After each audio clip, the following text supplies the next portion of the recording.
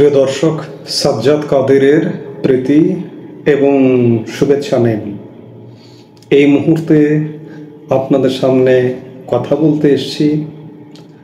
বাঁচতে হলে সংবিধান ধ্বংস করতেই হবে, এই প্রসঙ্গটি নিয়ে আপনাদের সামনে এই মুহূর্তে কথা বলবো।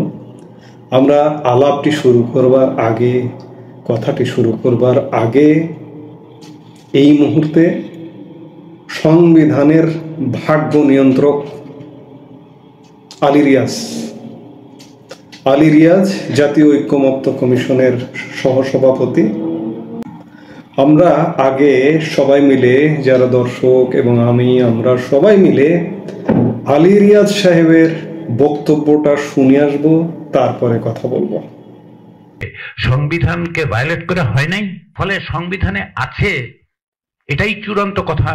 এই বিবেচনার থেকে আমাদেরকে বেরোতে হবে। আমি এখানে প্রকাশ্যে বলি, আমরা সকলে সংবিধান ভায়োলেট, আমি সংবিধান ভায়োলেট করে এখানে এসেছি, আপনি এসেছেন।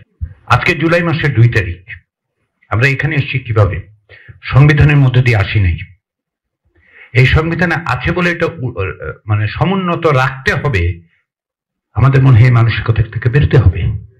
আমরা অনেক কিছু আলোচনা করেছি গত কয়েকদিন, যেগুলো সংবিধানে নেই।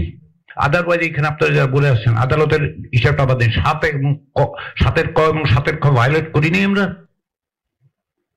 গত বছর জুলাই মাসে যখন রাজপথে আন্দোলন হয়েছে, সংবিধানকে ভায়োলেট করা হয় নাই। 7-এর ক ক্লিয়ার ভায়োলেশন দিয়ে হয়েছে। ধরুন আপনারা বলছেন যে কমিটির মধ্যে যা আইন আছে তার মধ্যে পরিবর্তন করুন, তো সেটাও তো আসলে এক অর্থে সংবিধানের বাইরে গিয়েই বলতেছেন। ফলে মানে কিছু বললেই যদি আমরা ধরে নিই যে আমরা সংবিধান ভায়োলেট করব না, আমি এখানে প্রকাশ্যে বলি, আমরা সকলে সংবিধান ভায়োলেট, আমি সংবিধান ভায়োলেট করে এখানে এসেছি, আপনি এসেছেন। দর্শক, ঐক্যমত্য কমিশনের সহসভাপতি আলী রিয়াজ তার বক্তব্য শুনলেন। অপরাধের কাঠগড়ায় নিজেই নিজেকে দাঁড় করিয়ে দিয়েছেন। নিজেকেই বলছেন যে আমি সংবিধান লঙ্ঘন করে আজকে এই জায়গায় এসেছি। সংবিধান লঙ্ঘনের শাস্তি কি আপনি আমি সবাই জানি। এই শাস্তিটায় আজকে তাদের রাতের ঘুম হারাম করে দিয়েছে। 5 অগাস্ট সময়কালে কিংবা 8 অগাস্ট সময়কালে সরকার গঠন হয়েছে, তার পরবর্তীতে বিভিন্ন কমিশন গঠিত হয়েছে, ঐক্যমত্য কমিশন গঠিত হয়েছে। তখনও এরা ভাবছিল যে না, ভালোই সবকিছু ভালোই হয়ে যাবে। কিন্তু আজকে সংবিধানকে ধ্বংস করতে গিয়ে নানা রকম জটিলতায় পড়ে যাচ্ছে। এই জটিলতায় পড়বার কারণে আজকে সংবিধান ধ্বংস করবার শীর্ষ ব্যক্তিত্ব আলী রিয়াজের কণ্ঠে এ ধরনের বক্তব্য বেরিয়ে আসছে যে আজকে আমরা সংবিধান লঙ্ঘন করে এই জায়গায় এসছে। সংবিধান লঙ্ঘন করলে কি হয়, আমাদের সংবিধানের 7-এর ক ধারায় সুস্পষ্ট করে বলা হয়েছে। আলী রিয়াজও সেটি বলেছেন। আমরা আপনাদের সবাইকে একটু স্মরণ করিয়ে দেই, আমরা নিজেরা একটু আরেকবার রিভিউ করি। আমরা জানি, তবু একটু রিভিউ করি যে কি শাস্তি হয়, কি পানিশমেন্ট হয়, সেটি একটু জানা দরকার। আবার নতুন করে আমরা একটু মনে করি বিষয়টা। সংবিধানের প্রথম ভাগে, প্রজাতন্ত্র ভাগে বলা হয়েছে সংবিধান বাতিল, স্থগিতকরণ ইত্যাদি অপরাধ প্রসঙ্গে বলা হয়েছে। সংবিধানের 7-এর ক অনুচ্ছেদের 1-এ বলা হয়েছে কোনো ব্যক্তি শক্তি প্রদর্শন বা শক্তি প্রয়োগের মাধ্যমে বা অন্য কোনো সাংবিধানিক পন্থায়।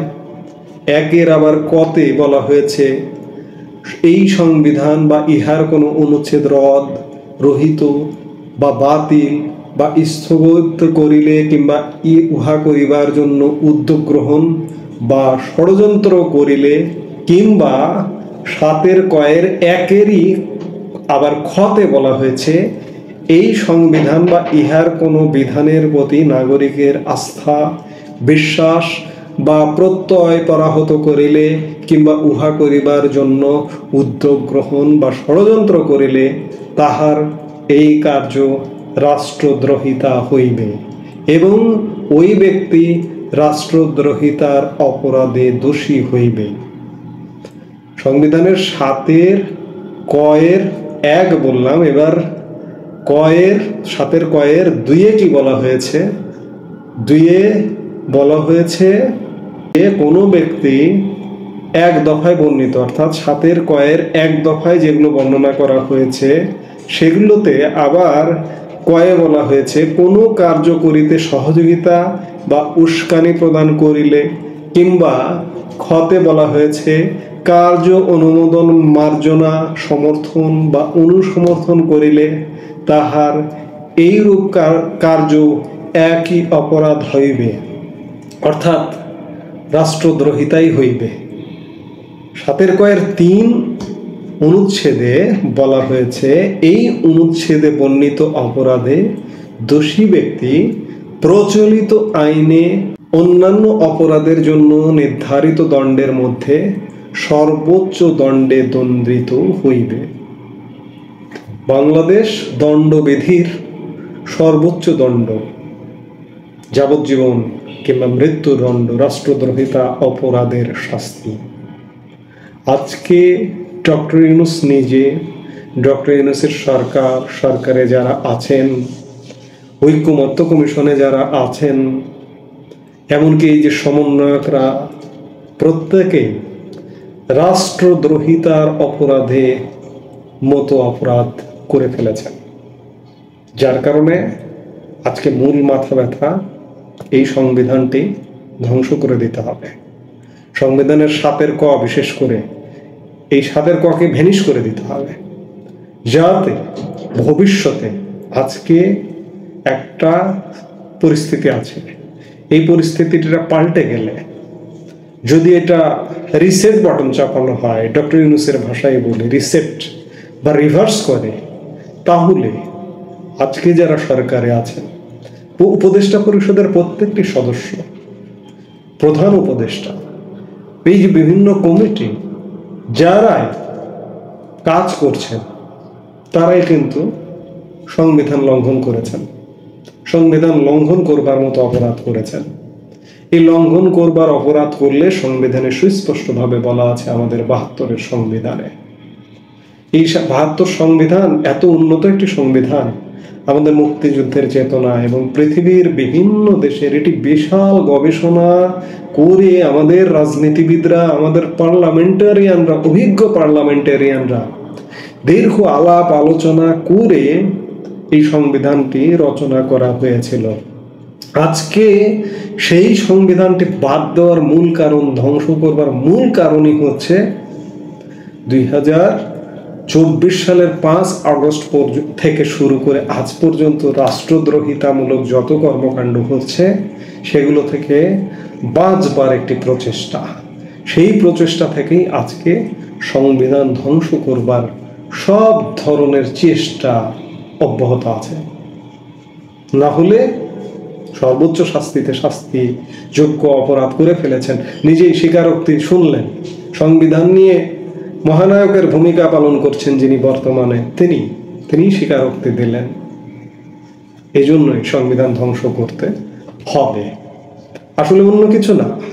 আমাদের শাসনতন্ত্র, আমাদের সংবিধান চেঞ্জ করে আমাদের যে বিরাট কিছু হয়ে যাবে, বিরাট উন্নত হয়ে যাব, আমরা আমেরিকা হয়ে যাব, ইউরোপ হয়ে যাব, তা কিন্তু নয়। মূল মাথা ব্যথাই হচ্ছে রাষ্ট্রদ্রোহিতার অপরাধ থেকে নিজেদেরকে বাঁচানো। এখন দেখার বিষয় যে শেষ পর্যন্ত আজকে 11 মাসে এই কাজটি করতে পারেনি, শেষ পর্যন্ত এটি পারে কিনা, আসলে কার জয় হয়। বাংলাদেশের মানুষের জন্য বাংলাদেশের মানুষ এই মুহূর্তে একটা বলতে পারেন যে এটি একটা খেলা দেখছি আমরা। এই খেলার জয় পরাজয় কোন দিকে? মীর জাফর জয়ী হবে নাকি নবাব সিরাজউদ্দৌলা জয় হবে? 268 বছর আগে নবাব হেরে গিয়েছিল, মীর জাফর জয়ী হয়েছিল। আজকে কি হতে যাচ্ছে, আজকে সেটি দেখবার জন্য আমাদের আরো কিছুদিন অপেক্ষা করতে হবে। আসলে কে জয়ী হচ্ছে আমরা অপেক্ষা করব এবং দেখব শেষ পর্যন্ত কি হয়। এই মুহূর্তে এ পর্যন্তই। সবাই ভালো থাকুন, সুস্থ থাকুন। আমাদের ভিডিওগুলো নিয়মিত পেতে সাবস্ক্রাইব করুন Sajjad Kadir and the legends YouTube channel এবং লাইক, কমেন্ট, শেয়ার করে সাথে থাকুন।